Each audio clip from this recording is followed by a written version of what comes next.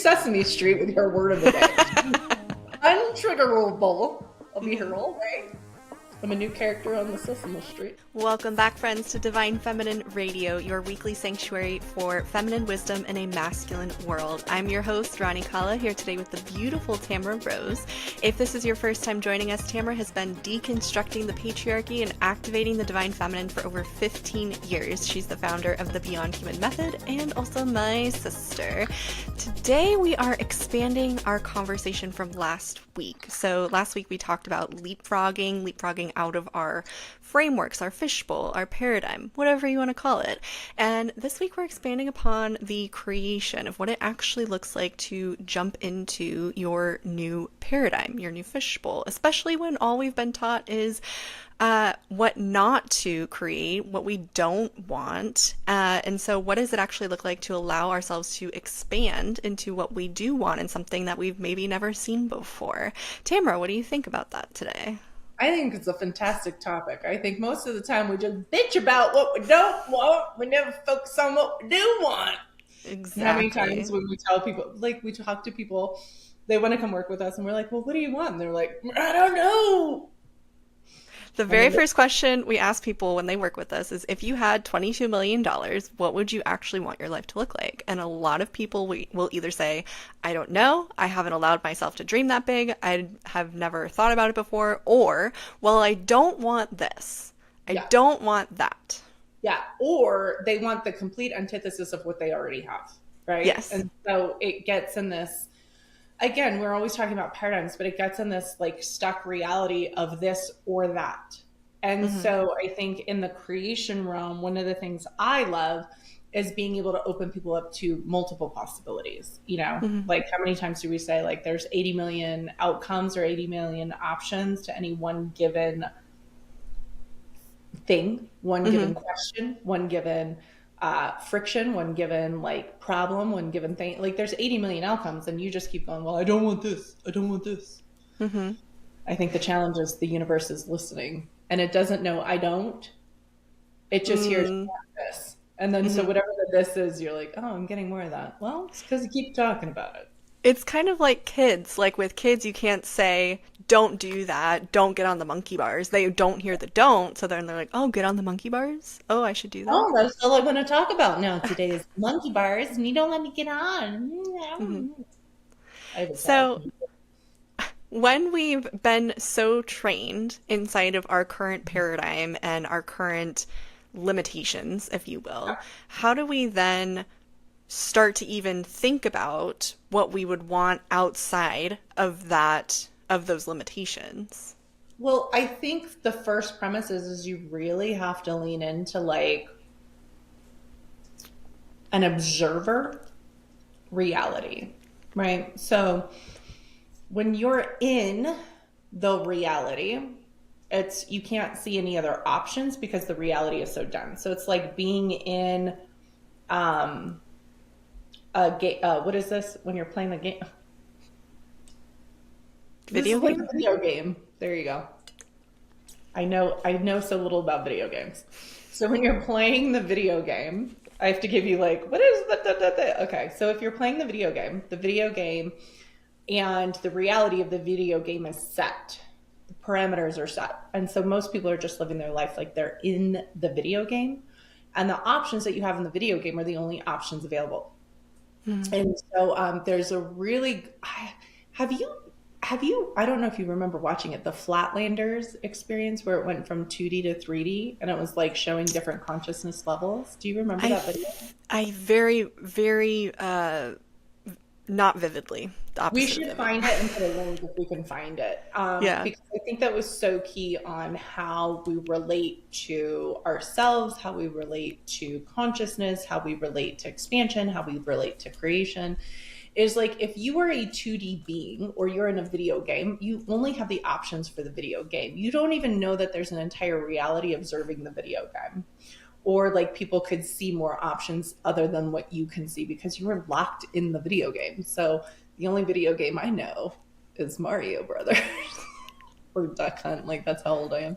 And like, you know, and like jump up and hit the thing and get a mushroom or something like that, I think. You know, like that's the only option or you die. Mm-hmm. What a freaking analogy for life. That's the only option, or you die, and hopefully you have another lifeline and you start all over again, right? And Mm-hmm. so I think in a lot of ways, that's how people live. So to allow yourself to zoom out from where you are, allow yourself to play in other options and other realities and other opportunities, like building that muscle is actually really key to expanding consciousness or to finding new pathways or to finding new like ways to live and be and breathe and eat, right? And I think that's the muscle that we haven't built. I think most people are literally just moving through Mario Land. Mm-hmm. 100%. Especially Mario Land. I don't think that's quite what it's called, but Mario Brothers. And they're in some land of something. I don't yeah. know. I forget what it's called. Something castle. Yeah. Peach is the princess and there's a castle somewhere. We are I never not the made it that experts far. on this game. I never made it that far. I didn't know that was like part of it.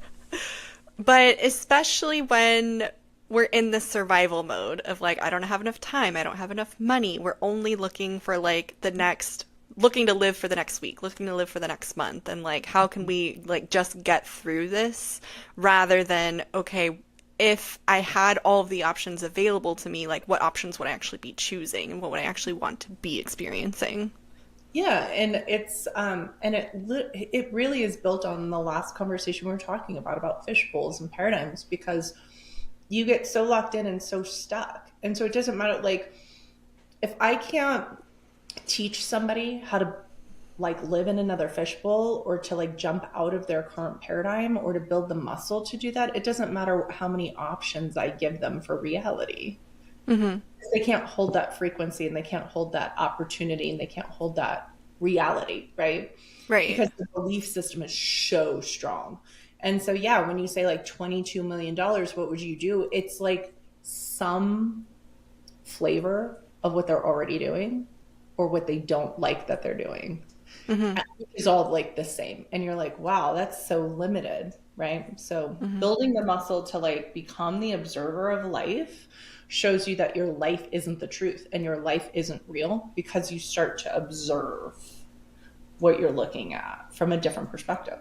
Mm-hmm. And it's an interesting concept that you say, like, you can give people unlimited possibilities, but unless they can hold it, like, their, would you say, like, their belief system is so strong that they actually can't hold the possibility in a different reality. It kind of goes back to that frequency.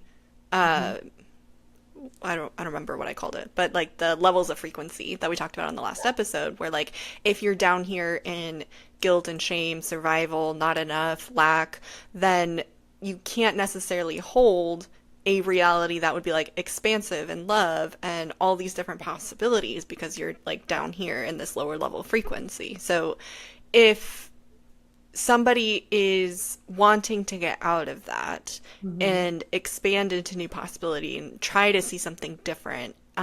You mentioned like becoming the observer, Yeah. and that could be potentially moving from like lack, fear into like one next level up, like up into acceptance, up into Well, observing potentially. yeah, I think if you build the muscle of becoming the observer, you allow yourself to move up wherever you are, Mm, right? So even if like you may be at the bottom rung, you can move into the middle. You could move from the bottom all the way to the top. You can move from the middle all the way to the top. Like you can keep moving rungs and like keep expanding, but it takes a level of observation to be able to do it because you have to observe that what you are experiencing in reality, like you have to build the muscle. What I'm experiencing in reality is not real.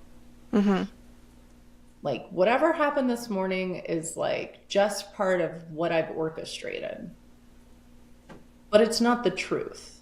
I'm the only one experiencing that, not everybody else. It's like you and I could be in the same room with the same events happening with a completely different experience. mm-hmm, This actually reminds me of my first event when I had like my first on stage event mm-hmm. for 3 days. Oh my God, this is like, I don't even know if I should share this. Do you think people are gonna like, You maybe sh- people, You should share it. Go ahead and share it. Okay, it's coming up in my awareness to talk about, and so I'm going to share it. So my first 3-day event, okay, so mind you, for those of you who don't know, like I have hosted retreats. I've been doing what I've been doing for like, you know, many, many, many, many, many years. And I'd worked with people privately for like, privately, I'd worked in like the retreat space, like 5 days, 7 days, groups of people, like small groups. This was my first time when I got the hit to like do an in-person event 3 days straight, like facilitating a group of like 30 people or something like that. I wanted more, but like, go ahead. Was this like 2019, 2018? Oh, yeah, it was probably 2015. Cece was born in 2015. So it's probably 2017, 2018, 2019-ish. Yeah, something like that.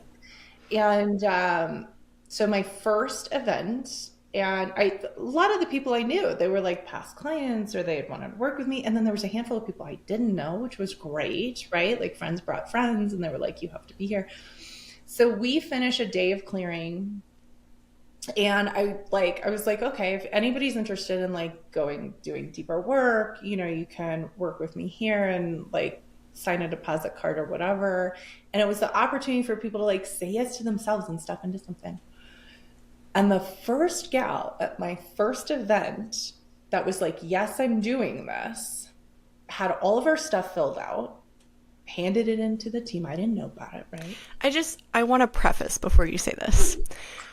The work that you do in the Beyond Human method is like shifting paradigms. It is literally to move from one fishbowl paradigm into another fishbowl paradigm. So like there are clients that have made like who have moved from 770 in sales to $5 million in sales and like leapfrogging in that. And building new realities that were like never possible before. So like to say yes to working with you. I mean, I know for me, when I first started working with you, I just started bawling, crying, and I called you and I was like, I just need somebody to be on the phone with me when I put my credit card in the thing. And you're like, okay, I'll be on with you. Like, it can be a big deal to, number one, say yes to yourself on that level, to invest in yourself on that level, and to like shift your reality on that level. So like, I feel like I had to preface that before you.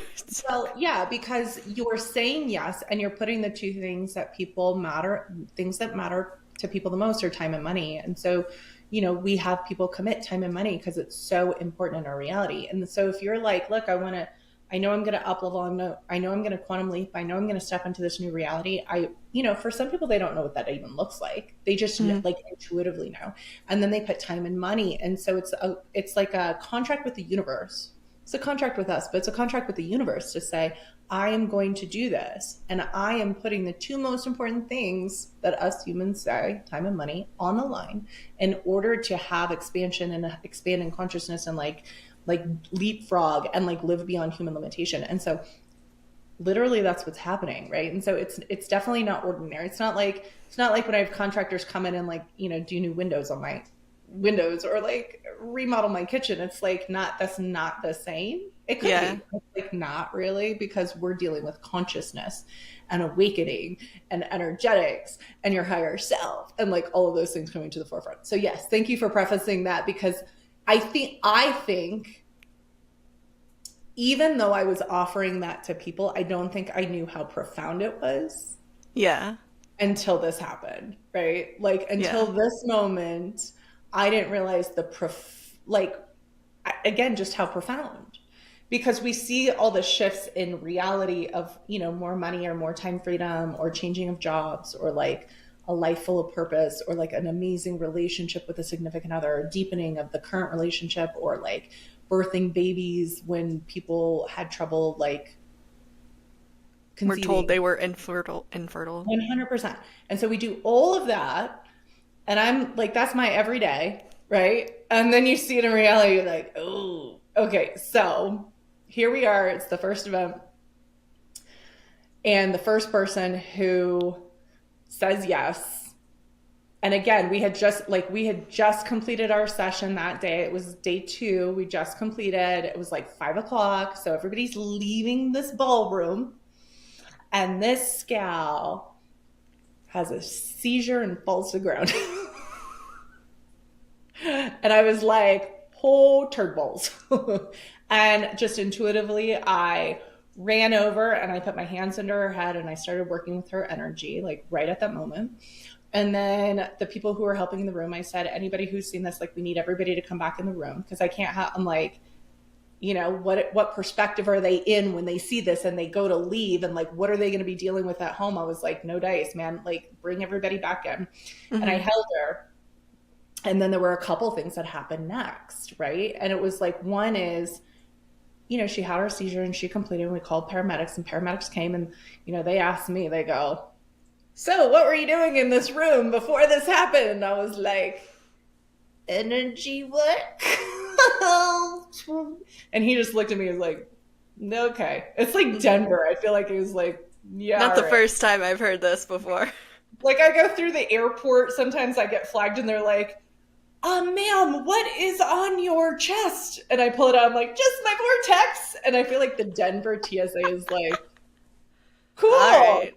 Put the vortex in the fucking Denver airport's its own little weird vortex anyway. But they're like, ma'am, do you need to take your rock off? I'm like, I don't know. Is this gonna make it go whoop whoop? I'm like, I'm happy to take my stones off. It's fine. Anyway, it's like wild, right? So they're like, whatever, and they take her to the ER. And later, after I'm done with the session, I spend my evening in the ER too, just to make sure she's okay. And here was the thing, though. We bring everybody back in. And when everybody comes back in the room, I start facilitating everybody on what just happened, right? Because I was like, we had just done we just done an afternoon of clearing energy. Now these people have this, right? And so I have to see, where are they, so that they can leave clear. And if they're not leaving clear, they're not leaving. Like, I was like, you gotta leave in a clear space, because you're not taking this shit home, right? And it was fascinating, the conversation. So like, what I'm saying is, like, that event happened. And for me, I was like, okay, she literally was saying yes. She was the first person to like fill out her card. She turned it in, and then she dropped, and it was like, okay, so she is changing her life. And the energetic change was so profound for her. It started shifting the molecules in her body. And had she ever had a seizure before? Nope. Not a one. Yeah. And that was really, her best friend came over and goes, oh my gosh, I'm sure it was like a sugar imbalance. And I'm like, you're positive? You're going to bet your life on a sugar imbalance? I'm like, did you see what we were just doing in this room before this happened? Right? And I was like, look, I'll bet you, and we'll go to the ER, and we'll see what's a what, okay, when we go to the ER. I was like, but don't bet your life on something you're not actually sure about, right? And so I had people who were like, I should have done something. And I was like, okay, well, that's an interesting pattern. Like, you see this happen and you should have done something, right? This lady's having a seizure all on her own. And then I was like, look, we're not actually, this is my own premise for allowing people to shift energy. I said, if we keep calling it a seizure, we're really locking something in. So we actually called it a shakedown. I was like, because what we saw in reality, right? So if you're observing, you saw the body shake and then she fell. So it was a shakedown. That's what we called it. And so you take off all of these other things of like a seizure and what it is and what it means and da-da-da-da, because you can't tune into the energy if you're like, seizure. Do you see what I mean? Like, there has to be the reason and because there's so many judgments, point of views, conclusions about seizures and what they mean and how heavy it is within like society framework. 100%. And the reason why and what causes it, da-da-da-da. And you're like, then you can't actually tune in. Because since then I've worked with lots of people who have seizures since then. And a lot of times it's a download frequency that the body can't handle, or it's an energetic wave of intuition. Sometimes it's like, I'm about to work with an entity, energy, ghost, or something that's on the other side of the veil. And so these frequencies come in and it's like, how does the body hold it? Now, since then, that was like the first one, but like since then it's like, okay, I can actually train people on like, okay, before you get a seizure, you can tune into it, because if the seizure is happening, it's usually some sort of paranormal experience of some sort, or something that's like beyond our realm. And so it's training the body to hold the frequency. It's training the person to manage the frequency. It's training the person to tune in before it happens. Like, we can actually do all that work. And then they actually stop having seizures because they've tuned in so much and they've surrendered so much. Anyways, off topic. Let's go back. So we have everybody in this room. So it was like half the people or so sitting around in a circle, and I start facilitating them and coaching them and guiding them and clearing their field.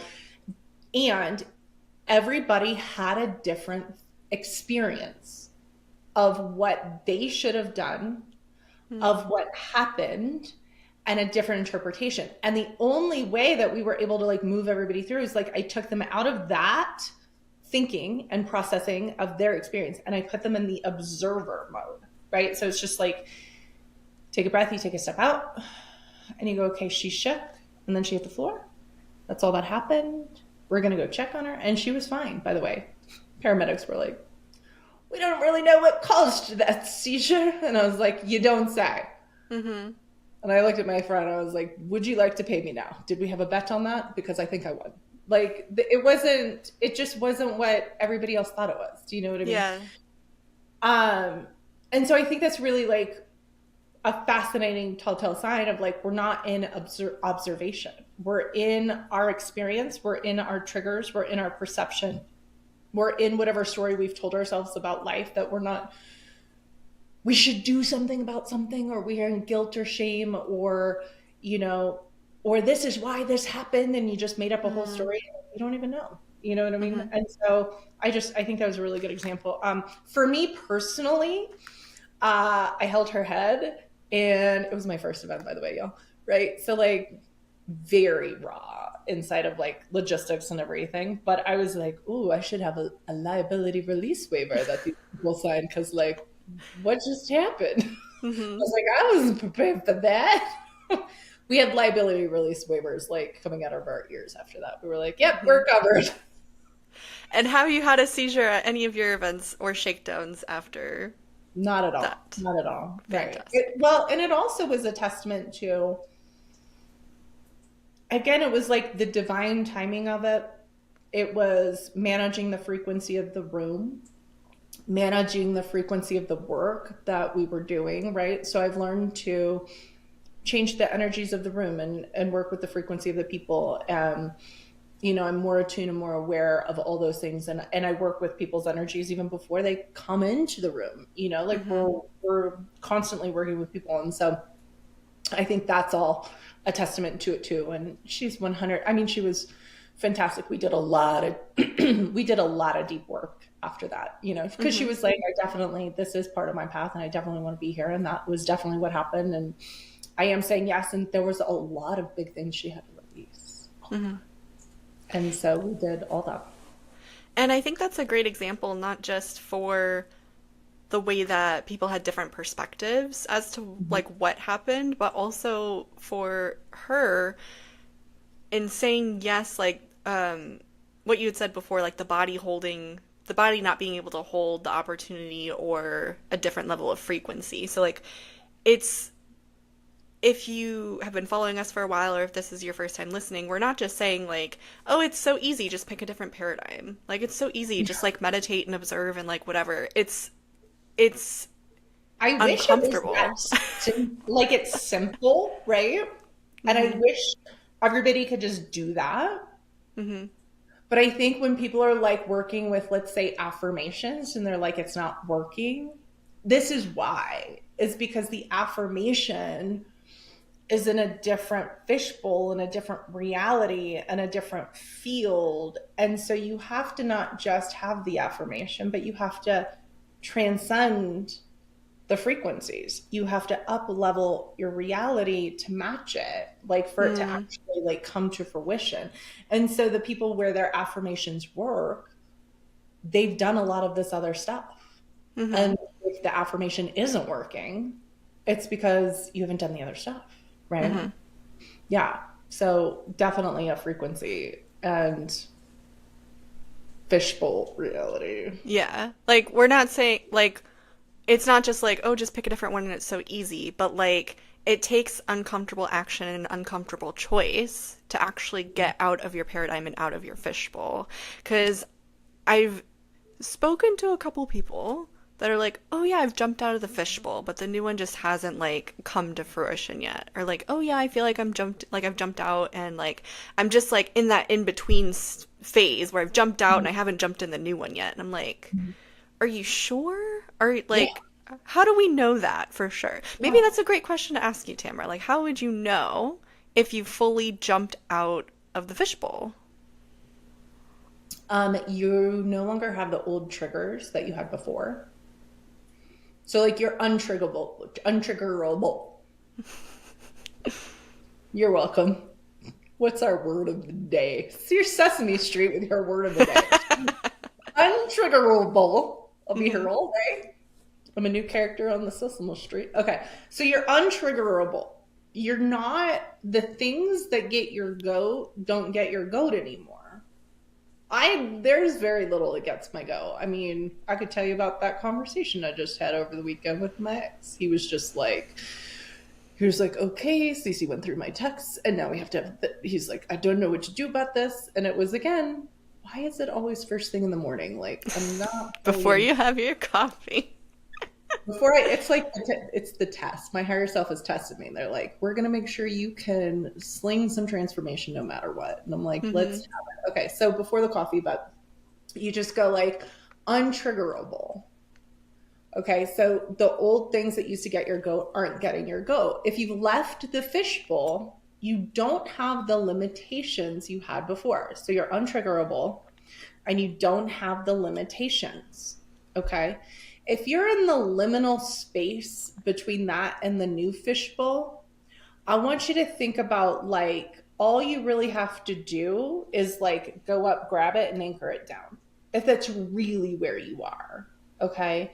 So if you're like, well, I want a reality of 50 million in my bank account, or like my net worth is 50 million, let's say.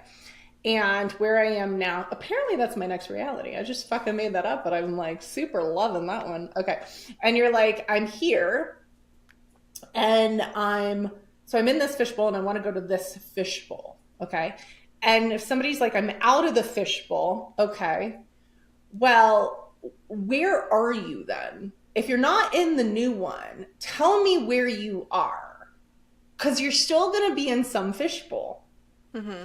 Like humans exist in 3D reality. We need the thoughts, the feelings, and the actions to anchor us in this reality. If you're not in that, then you're probably, this is like a weird thing to say, but you're probably eating a lot of food to try to ground yourself in a reality because like you would be out of your body, like in a spacious place. So a lot of times when we're transitioning like realities, or we have a hard time grasping reality, we eat to like try to anchor ourselves, right? And that's why we say like grounding or going in nature is helpful, because sometimes eating doesn't like do it, right? Can you give an example? Like I'm having a hard time understanding what you're saying. Like when you don't feel grounded, you tend to eat more because you're having trouble grasping reality? Yeah. So like if you're doing a lot of psychic work or a lot of healing work, sometimes we come out of our bodies for that. Mm-hmm. Or we're working in a different dimension, a different space. So like when you're talking, so it could be the same if you're like out of this fishbowl, and unless you're feeling very out of your body and very out of reality, you're in some fishbowl is the point, right? Some people may have an awareness like, oh, I was in this limitation and I'm not in that limitation anymore. Great. But are you in the 50 million reality yet? Mm-hmm. You're not in the 50 million reality, I would venture to say that you're in some fishbowl. Maybe it's a little bit better. It's a better fishbowl. They have better food over here. I go to Whole Foods now all the time, but I'm not in the 50 million reality. You see what I mean? So you're like, you're in some reality is my point. And the ones that aren't in a reality is like, I don't feel grounded in my body, or something's weird about my body, or like, I can't grasp my body. Like yesterday was kind of a weird space, I think, in reality for me. And I think the last 3 days we've had a boatload of energy shifting. And so for me yesterday, I was really having like this weird transitional, liminal.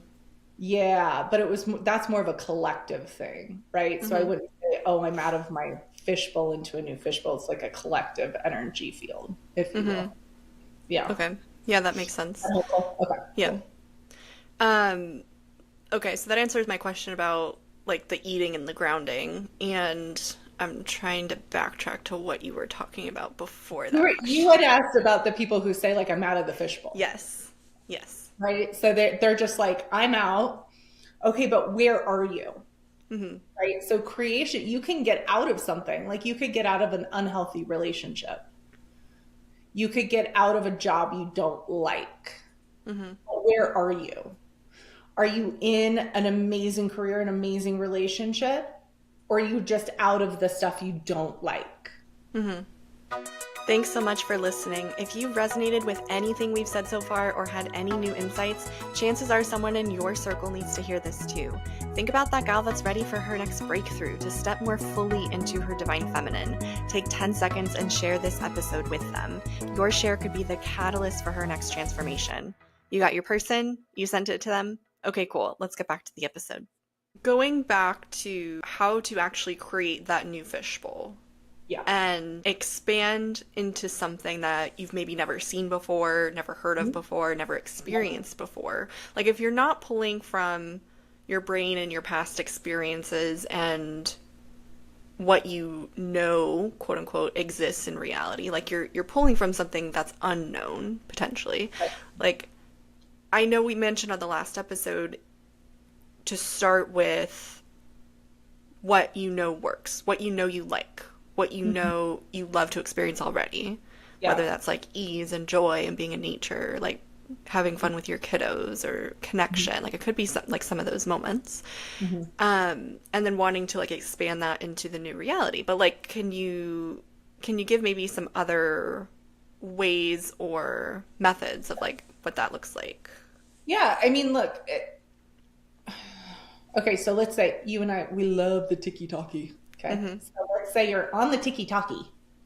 That's what they should call it. I don't know why they call it TikTok. Tiki talkie sounds way more fun. It Okay, does. so you're on the tiki talkie and you get your For You page feed. That's going to be matched with your algorithm of where you currently are. If you want something new, you got to go to the search bar and you got to type in new things so the algorithm knows what you're looking for. And you kind of got to go down a couple rabbit holes. So what are you looking for? What else do you want? Right. Mm-hmm. If you're like, it just keeps coming to me, so I'm going to say it. But like for us, when we talk about money, I recommend two books if you want to get out of the money paradigm. The first is The Soul of Money. That one's going to teach you the energetics of money. So whatever you like put out is what's going to come back. It's got stories of trusting the flow of money.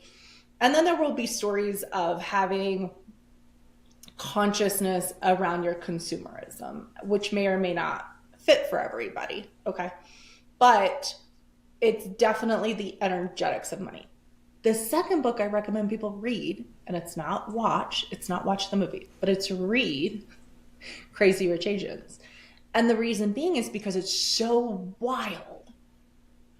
All of the money realities that could exist that we are not privy to. Okay. Mm-hmm. And so if you're not actively seeking something that is not in your reality, so if you're not actively seeking something more expansive, you're going to get same old, same old, same old, same old because it's in the same fishbowl, right? So for people who are like, let's say a hippy dippy. Okay, I'm the Lux hippy dippy. I'm the most hippy dippy luxury lady you will ever meet. Okay, very conscious consumer. I like essential oils. Like all of my body products are EWG certified. Like I'm hippy dippy. I love my baking soda and my, it's like super weird things. Okay, hippy dippy. However, a lot of times when I talk to hippie, dippy, consciousness females, and I talk about a luxurious lifestyle, it is the antithesis of where they are and they cannot receive it. In their reality, no way could luxury and conscious consumerism both be connected. And so that for me is my fishbowl, but for them is so far removed from a possible reality. And I think that's really fascinating. So it's like you have to start to train your brain. Oh, hi, kitty, kitty. You have to start to train your brain to open up to other possibilities and other realities. Like all of a sudden, and I'm open up to some weird realities. Like there was this one, there's like multiple handfuls of communities where everybody has a plane. And so you have a plane hangar. It's a community. So instead of a car garage, you have a plane hangar and everybody has a plane. So it's your house, but you pull in with your airplane and then you leave with your, so the streets are as wide as an airplane. Oh my gosh. Yeah. And this one dude was like, I'm going to go visit my friend who's like 3 miles away. And he takes his plane. And then he's like, and it's one of them's in Florida. I think one of them's in Texas. I'm sure they're like all over the place. Probably in the plains, like fucking Illinois or something, you know? But like, that's a fucking reality. That was not in my fishbowl until I saw that motherfucker. And now I'm like, maybe I want that new fishbowl. Right? Like that would be kind of fun. I would need to learn how to fly a plane. I got a guy if you need one. Okay. I'll learn to fly from your guy. Well, so it sounds like it's being open to seeing something new, like going on your tiki-taki and like searching, being on the search for something else. And I think of like Pinterest also, like when you're creating a new board on Pinterest and you're like, I want to see this. And then it starts giving you things, you start pinning things, and then your algorithm, it starts giving you, oh, is this what you're looking for? Oh, do you want more of this? And you get to like curate your algorithm in a particular way. Like you're kind of doing that with life. 100%. And that's how life is responding. So life and the universe is just one giant algorithm. So what's showing up in your reality is the same thing that's showing up on your algorithm.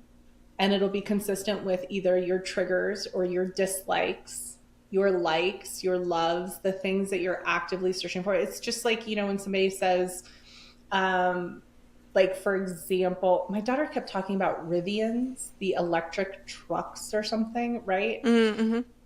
And then I see more Rivians, and then I'm like, would my next car be a Rivian? You know what I mean? It's like that dropped into my reality, but now I'm consciously aware of it, and now it's like showing itself, and now I'm like, maybe I'm gonna buy a Rivian, you know? Yeah. Like, you know? Yeah. It's just like that. So the universe is one giant algorithm feeding you what your frequency is, what your thoughts are, what your belief systems are. Unless you change that, it's going to build the same. In order to get you to a new fishbowl, we have to tend to all those pieces, right? To get you to leapfrog. And without doing that, you just won't leapfrog. You might get there subtly. You might get there eventually. You might get there this lifetime, maybe next lifetime, and the next 2 lifetimes. I don't know, like what your path is, right? But like to really do those big leapfrogs now, leapfrog jumps now, I don't think we should do leapfrogs. I think we should leapfrog jump, maybe. Like, you know, you have to tend to all those things. So the creation is really observing and thinking outside the box and learning new ways to be, think, and believe, and to honor yourself in a new light, and to believe in yourself, and to see your strength, your consciousness, your expansion, your capabilities, all of those things. Yeah.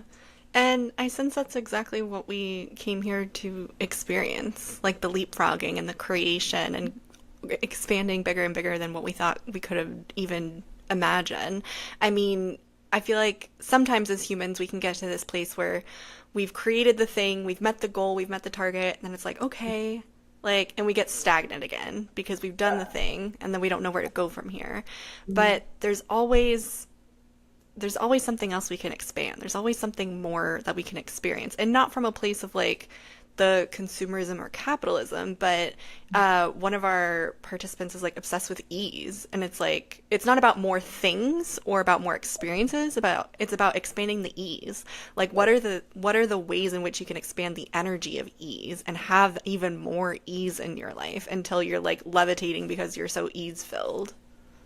That sounds great. Yes. Yeah.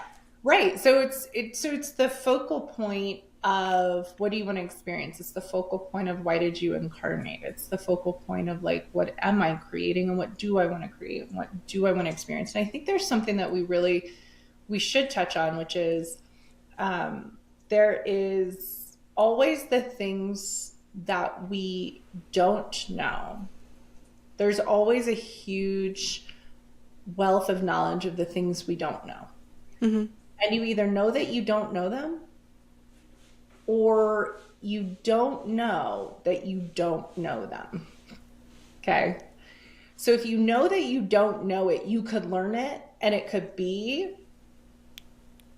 more of the thing that you know. So it's actually the realm that you know. But if you don't know that you don't know it, like that's really where this expansion and leapfrog happens, is because you're almost like, well, I didn't know that I didn't know that. Like I didn't know, like for our client that went from a $700,000 closing to 5 million, she didn't know that that leapfrog was even in the realm of possibility. Because everything in the real estate industry would tell you like small moves and do this and work at it. You know what I mean? You know, or if it's like, and I am always down for what I don't know. So like you show me a fucking neighborhood where everybody owns an airplane and the streets are that big. I'm like, I didn't know. That's a possibility. Show me more of what I don't know. And let's make it in the realm of what I do know. You know what I mean? Like let's keep showing me more of what I don't know. But we get stuck because we're so certain of life. We're so certain of a reality. We're so certain of the things that we don't know. And we're rarely interested in being awed, in awe. You know what I mean? That's what I mean. So. And it sounds like it's the difference between pulling from like knowledge and what we think we know, and similar to like the conversation we had on the last episode about being an expert versus like beginner's mindset, and being the expert is always having the beginner's mindset. Yes. So like whether you're pulling from knowledge and past experiences versus like wisdom and consciousness and like intuition and like where else you could expand in that realm too. Yeah. And so wisdom and consciousness brings up an interesting point, which is like, you know, some might call it the Akashic. I would call it like wisdom. I would say it's all knowledge of all the universe, of all time, space, dimension, and reality exists, which is also where our highest consciousness exists. And then our human form and our human brain is determining what we're going to experience or what knowledge we have access to. If you're human, if we remove that limitation and we allow you to expand and you desire to expand into the wisdom realm, into that Akashic realm, into the realm where all time, space, dimension, reality, and knowledge exists, then you can access anything you want. You could be like, oh, I really want to learn this gardening thing. And you could just be like, and that's it. You just like downloaded it from the Matrix or like whatever you want to call it. But it could be like Akashic or wisdom or whatever, right? And so that's the difference. What I say the difference between wisdom and knowledge is, because knowledge is such a subset group of information that you already know. Wisdom is like I can download from anything at any point in time. And I think the more that we're in that wisdom realm, accessing wisdom, like that's where we start getting the leaps. And that's where you start to be like, I can do anything. Like there's literally, there's nothing I'm not with. I really believe I can fucking do anything. I'm just like, I want to, am I willing to like focus on that today? And I'm real clear. I'm like, I am not learning how to fly a plane today. Yeah. It was like not what I'm doing. Yeah. But like in my house, right? Like a few weekends ago, I was like, you know what? Not one dude has come over to my house and fucking like fixed my vent. They fucked it up, but they didn't fix it. And I'm like, you know what? I'm going to do that today. And then I'm just like, and people are like, how'd you do that? I'm like, I focused on that thing. Mm-hmm. It also reminds me of the movie Everything Everywhere All at Once. Like, you can either pull from your current, let's say, lifetime, like all the knowledge you've accumulated in this lifetime, or in the movie, she's like jumping to different versions of herself in like different timelines, different realities. And she's like, oh, well, do they know how to do this? Do they know the answer to this? And she's like jumping and like pulling it out of the ether, and then like jumping to the other one, pulling it out of the ether. And like, that's kind of what I could see too, is like the knowledge that you've accumulated from past lives, or like different wisdom you've accumulated from past lives, or like wisdom from like higher consciousness, wisdom from intuition, or like just the general like oneness consciousness that we've like all accumulated together too. Yeah, because oneness consciousness is all the information connected to all time, space, dimension, and reality. That means there's no separation. And like, I'll take it one step further. It means there's no separation between us and the aliens, between us and gods, between us and the angels, between us and whatever the fuck you think is real. It's so funny. I just had this thought. I'm like, agnostics and atheists are real interesting, right? Like, agnostics are like, I believe in something. I don't know quite what it is, but like, I believe in something. And atheists are like, I don't believe in anything. But do you know how many atheists are like, aliens are probably real? Yeah. I got you. If you're listening to this and you're an atheist, you're like, aliens are probably real. And then you're like, but I don't believe in anything else. And I'm like, I think aliens and gods and angels, I think all of that is like the same thing. See, I just went like super simple, like mind meld. I'm like, they all the same. Oh, We just call it interesting. different things. Anywho, different topic. But like, all of that is like all of the consciousness. And then we basically incarnate into this human 3D form to be like, I'm going to take this string and then I'm going to be connected to all this consciousness. But like, you get to say how much you're going to receive, or how much information you're going to dial into, or how you're going to function inside of like all of that consciousness inside of your little ray of light, if you will. Yeah. And it coming down into this human body, it's like, it's not a make wrong. Like when we say like human limitation, it's not like you're in this human body and it's a make wrong that you're in a human body. Like, we literally came here to experience being human, being able to, you said on the last episode, like drink our coffee and have the chocolate and like hang out with our kiddos and like be able to experience everything that it means to be human through the five senses and through the human body. The thing of it is when we are on Earth and we agree to all of the human agreements and contracts about time, about money, about how to be successful and how to survive and how to live life, like those are the human limitations that get in the way of then accessing the higher levels of consciousness that we forgot about when we came here for. Yeah, it's like another way to say it too is like the human form allows us to experience feelings, have experiences of lack and abundance. It's like this realm of like a wheel of experiences where you're like, I'm going to, and you want to, like, I think a lot of people want to experience like both sides of the coin too, right? It's like, to experience abundance, you maybe have to experience lack. To experience like unconditional love, you might have had to experience like conditional love, right? Like I feel like there's always this spectrum, and like that spectrum is actually really fascinating from a higher consciousness perspective, because if you're in higher consciousness and you're like infinite, you don't have the spectrum. There's no spectrum of reality, right? And so like, this is the place where we incarnate, but the human limitation is the one that says that scarcity is true, that lack is true, that you can't just download information into your brain and live like that, that humans are just, and you fill in the blank. Whatever you filled in the blank after humans are just is your limitation too, right? And so then the reality, again, the universe is just the algorithm. And the reality is going to send you more of what's in your algorithm. And your algorithm is like humans are, fill in the blank. And all those limitations is what's going to plague your algorithm. And so my sense is like we came to dance in that, but to see ourselves as creators and to like manage our own algorithm and to be in control of that creation. And like when you do that, for me, that's like ultimate freedom, right? You can like, I can go out and I can see like, you know,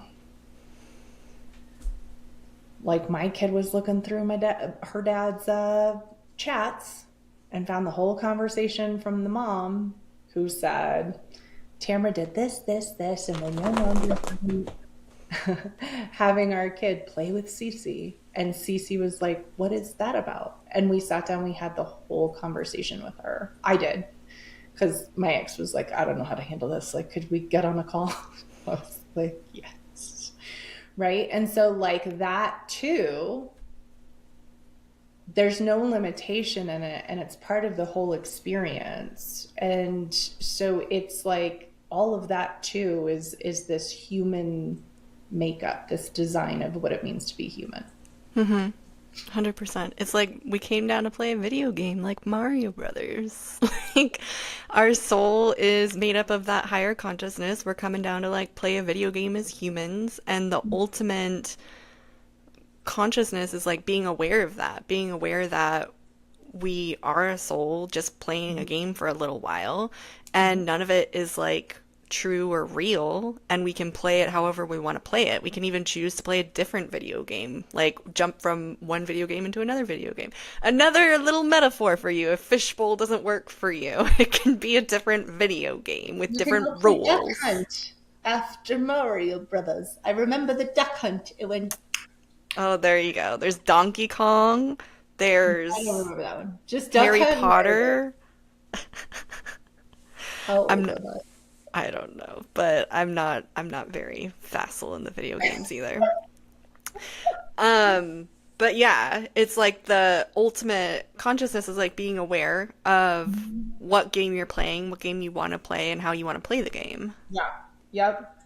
And I think, and like my goal is to train people so you can change the video game whenever you want, to be aware of what game you're playing, to choose to play a different game, whether that's up leveling your ease or up leveling your money, or, you know, it's like whatever it is. And inside of my reality, I live like my ultimate goal is ease, no problems, and luxury. That's like my, and you know, I go real deep into like living like I'm on vacation on the rig. There'll be days I'm like, oh, was there that thing? Oh, okay, Ronnie, thank you. Or like lifting consciousness. Like I'm very aligned with how I'm raising my daughter, right? And so like I share with her everything, right? So when she brought this thing up and we shared, I did that even before coffee. It was so skilled, that conversation, that, you know, Brian was like, oh my God, thank you. Like he didn't know how that was going to go, right? But it went better than we could imagine, because I can dive into that space equally, right? So it's like kind of dancing through all these different spaces of human. I mean, that gives us the full range of experiences of why we're here too, which I think is phenomenal. Yeah, 100%. That's like why we came here, to like experience all the things and create all the things, move through and grow and expand. I mean, that's what oneness consciousness is all about too. Yeah, 100%. So it's really about like, well, what reality do you want to be in? And if you don't like this one, we can change it. You can change it. It's no bite. Well, anything else you would give our listeners about how to change their reality? Like maybe one step they could take today to move from the reality that they're in and start like taking steps to change it. I think meditation's always a good idea. We have a free meditation. We link it below every podcast because Tamara sounds like a broken record of meditation. I mean, how else are you going to become the observer? We get so stuck in our thoughts and our feelings that they're real. The second you start meditating and you breathe through, that a thought passes. Like, there's no right way to do meditation, y'all. okay? But like you breathe through and you let a thought pass. It's there. You're like, oh, I'm doing the meditation wrong because I'm having thoughts. Like every person who's in there is like, I'm doing it wrong because I'm having a thought. No. That's the part. It's like you just observe the thought. And if you observe it long enough, that thought will leave. Or you're like, oh, I have this feeling my leg is uncomfortable. Be with it long enough, it disappears. It'll be wild for you to see that it just disappears. Okay. And so you just go like, you're observing long enough to see yourself as the observer and not get attached. That is like massive. Huge. Now scientists and others recommend at least 20 minutes. 20 minutes is like the sweet spot of meditation. If you can't do 20 minutes, start with 5 minutes and increase 1 minute every day. If you need help with that, we have the free minute. Because everybody I talk to would be like, 20 minutes is so long. Okay, fine, do 5 and then do 6 and then do 7 and then do 8. You'll get there. There. And I think it's also like, don't judge yourself.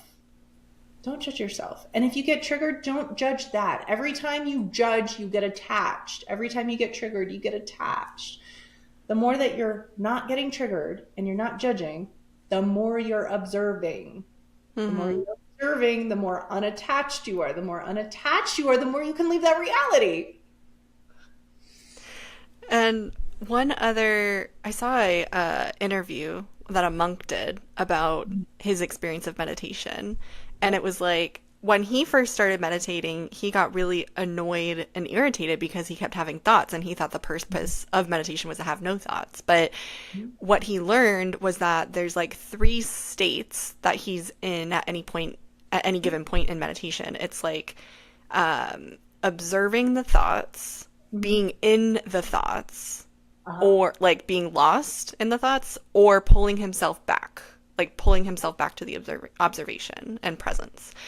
And it's the being able to pull himself back, like the redirecting and being able to come back, that is the meditation. That is the rewiring of the brain, to be able to catch yourself and go, oh, my mind was wandering again. Let me pull it back.